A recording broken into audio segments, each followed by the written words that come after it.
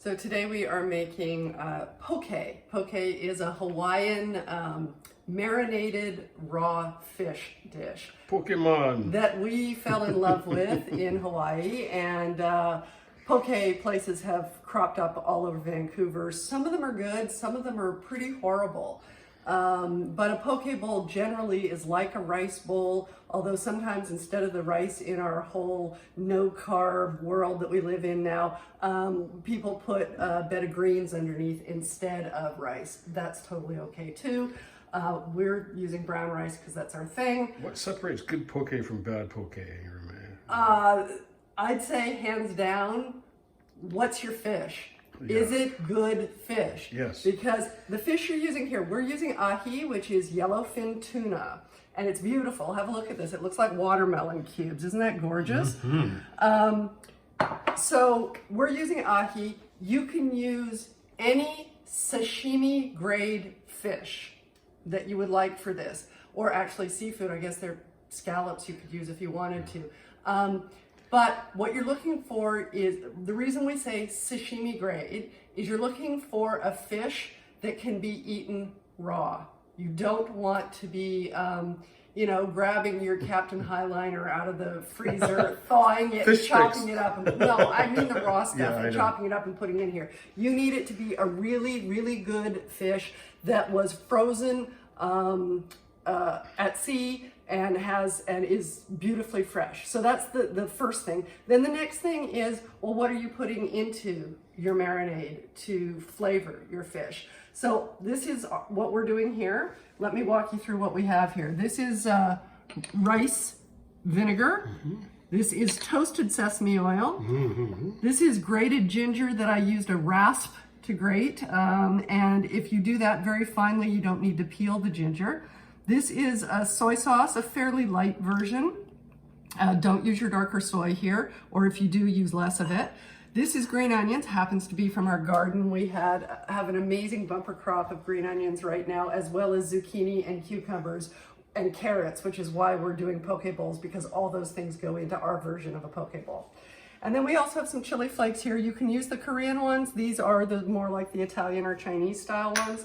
And then we also have some toasted sesame seeds for garnish. I think they're actually more than garnish. They're like an integral part of the flavor. Well, the sesame oil definitely is, and the sesame seeds go along with that. So that makes sense. Absolutely. I did want to mention that, so we have our poke, or our fish beautifully cubed here, and we actually have a supplier who we buy it from pre-cubed, which is kind of awesome. It's a little pricey. We wait for it. We wait for it to go on sale, and then we buy more than one and keep it in the freezer for when we want poke. But if you... Oh, hang on. Someone at the door. Really? Yes. Okay. We'll come back in a moment.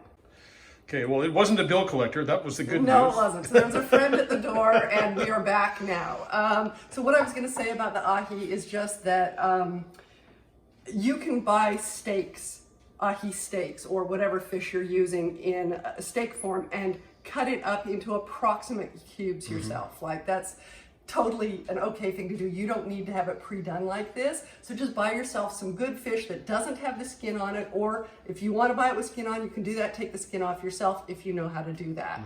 I think a lot of my viewers may not. So that's why I'm suggesting getting your fish without the skin on, or getting it already ready to go. And as Nigel Tuftle says, no bones.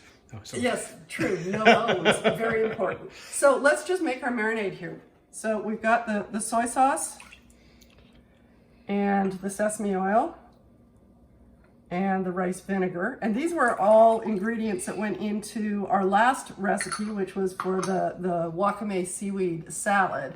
Then I'm gonna put the ginger in, which was not in our other one, and the green onions, which are just so gorgeous. Good. And then I'm just gonna put a little, a pinch. Oh, you can go more than that. We like a bit of heat, so a pinch. And then I'm going to pour that over the fish, and then we're going to put the sesame seeds in. Or actually, I'm going to hold off on the sesame seeds until closer to time to serve. Oh, look at that, eh? And so how long do you let this sit? So you want to set it, you know, it could be 15 minutes. Don't go more than about an hour. I think Right. you because you don't want it to be sitting around soaking up too much. And maybe give it a stir every 10 minutes or something? You can, yeah, you can do that, but you know, don't worry too much about it. But yes, you don't want the top layer drying out while the bottom layer is in there soaking up all that. Now, do you have it covered, resting on the counter, or do you put it in the fridge? Well, that depends on whether you want it cold or not. If you're doing this for less than an hour, I personally would leave it on the counter. I hate it when I go to a sushi restaurant and the fish is still frozen in the middle. This is not frozen, but that really, really cold thing, I don't like that so much with my hot rice or my other dishes. So our meal tonight is mostly room temperature. Actually I think everything, even the rice is gonna be sort of room temperature. So I would like to keep it with that, and it's gonna be less than an hour, and we're gonna leave it on the counter.